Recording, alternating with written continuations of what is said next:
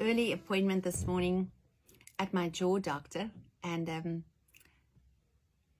so when he worked on my jaw, I struggled a little bit to speak that day, but I had a full day and I decided, you know what, make the video. It's okay. Even if you struggle a little bit, that's not the end of the world. I learned so many lessons from the Bible and the people in the Bible. How, when we are young, we see things in a certain way. But when you go older, you start realizing, life is not the way you thought life is. In this journey, you can either work with God or you can work against God. You can even, like I always explain, like the chickens in the hedge, you can be like the chickens, you can talk like the chickens, you can do whatever they do, or you can fly like the eagle above the cloud. Now today I want to use another example, what the Lord was talking to me about. He says, I am preparing my children to become war horses. You remember how God speak to Jeremiah, and he asked Jeremiah, he says, you are so tired now and you just run with mere men. How are you going to run with the wild horses? And there was a day in my life where God said to me, you need to choose. Do you want to run with the wild horses? Or do you want to walk with the show horses? Show horses, how they work. They ride in a horse box. And, when they stand, they all stand together. When one lift their hand, their leg, everybody lift their legs. They just look around. They do what everybody does. But not the wild horses. The wild horses are tamed and trained for war. And this is a choice we all have. Now the choice becomes with your will. What do you do with your will? Your will is either going to be in your hands or you're going to submit your will in God's hands. This is a wild horse, submissive to God. And the show horse, he just do what everybody else does. It's like people say, what are you going to do? Are you going to get the infection, the vaccine? Are you going to get this? Are you going to do this? Are you going to do this? What about what's God telling you to do? You see, these kind of decisions, it's not for everybody. What everybody does, you do. What's your scroll? What did God ask you to do? I don't know. You need to answer that. If you are just act out of fear, it's going to be as you are afraid of. Whatever you fear, it's going to happen to you. With that, I'm not saying it's a good thing, it's a bad thing. I'm just saying you need to submit your will to God and ask God in everything in your life. If God's not lordship over your life, you're going to be in a wrong place. Lordship means, Lord, every area of my life, I submit myself. I make you the Lord of my life, in my marriage, in my finance, in my decisions, in everything I do. I don't look around and ask other people what they're going to do. I find out from God, what does he want of my life? What is my scroll saying? What does he expect of me to do? Because I want to obey that. So when I look at the wild horses and how Jesus tame us all in, when he says he wants to break us in, many people think, oh, then I'm going to become weak or meek. It's not true. A wild horse, when you are submissive under the authority of God, you are strong. But when you are being controlled by your own will, your own fear, your own desires, you are weak. This is an upside down kingdom. Now, this horse needs to be tamed in and successfully broken in and then being trained. This is the journey. And the thing is, it can take a different time for different horses.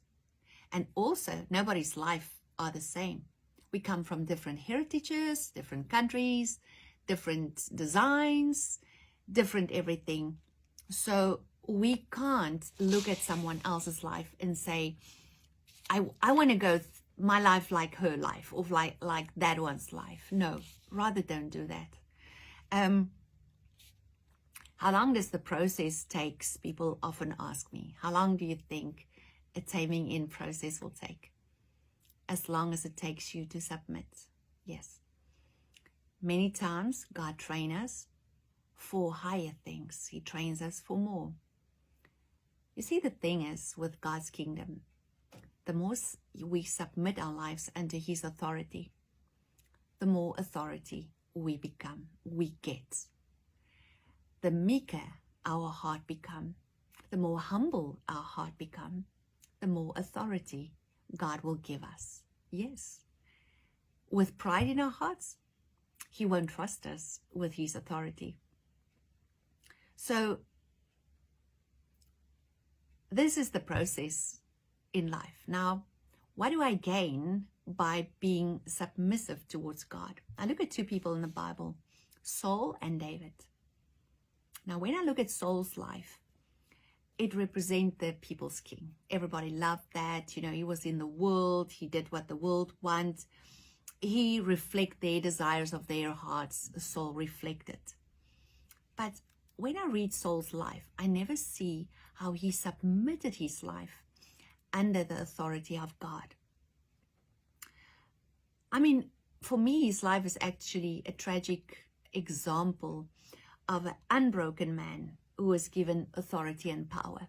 Unbroken, meaning he never submitted under the authority of God. Broke my will, Lord, so that your will be done in my life. Break my will, Lord, so that your will alone will happen in my life.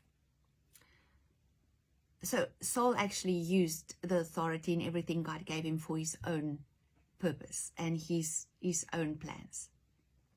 Then when we look at David's life, we know that God called David a beloved. He loved him. I look at his life and he went through a lot of training, a lot of breaking in, a lot. Training, a lot. Many times in my life I say to the Lord, I know you train me now on this. I know this is a new training field. You know, he's going to keep us, training us, our eyes to get in the focus, in alignment with the Spirit and not only on earth. Because he wants us not to focus on earthly things as alone, but have an eternal vision. So your vision will become different. Many times, even David was confronted with Saul, you know, even in his life. He was tested until God saw that he was a broken vessel, completely submissive under his will. And you know, David, till the end, he made mistakes. For me, it helps me a lot because I've made a lot of mistakes in my life and still do. I'm not perfect, and none of us is going to be perfect ever. But David submits. He said, God, forgive me. Will you train me? And I think one of the most beautiful things that I see in the trained horse like David is a tender and a faithful heart. Yes, a tender and a faithful heart. You know his story with Bathsheba. He made a mistake. And he cried out to God and he asked forgiveness. And he went to God. He didn't harden his heart. He didn't went astray from God. He didn't blame God. He didn't do all those things. He went back to the Lord and repented. But that gave him a very tender heart until the end of his life. But also a very, very faithful heart towards God. And the authority of God. And then if you look in contrast to Saul, he always had his own plans, his own agendas. Lay down your own plans, your own agendas, your own plan A, plan B, plan C. Surrender your plans to God. I see how people walk around the mountain. You can make it shorter, you know. You don't need to walk 40 years. You can just surrender Come like a child. Ask God. I read in the Bible 1 Samuel 15 verse 23. It says this, stubbornness is as iniquity and idolatry. Now, another version of the Bible would speak about witchcraft. Yes, that's what it is. You know, you can have many idols in your life. When somebody says to me, I struggle to hear God's voice, I always know there's an idol in your life. An idol, my friends, anything that you love more than you love God. Idol can be yourself, can be your children, it can be your pain. Yes, you can love your pain, that you don't want to surrender that. Idol can be your sickness. Idol can be your own life. I don't know.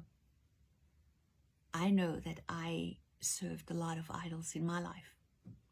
And that was the block that I couldn't get to the Lord. So nowadays, I'll make sure that constantly I just lay it down. I just lay it down. If I want to start worrying about something, I know, careful, careful. This thing want to take all your attention. Careful, Retah. So stubbornness are compared to idolatry. And stubbornness direct against the authority of Christ in our lives. So when I submit, I will not waver. When I submit, I will not be afraid. When I submit, I will submit under his authority and knowing that he's going to lead me and he's going to guide me. This is how a wild horse runs. And with Jesus, the Messiah, as his rider.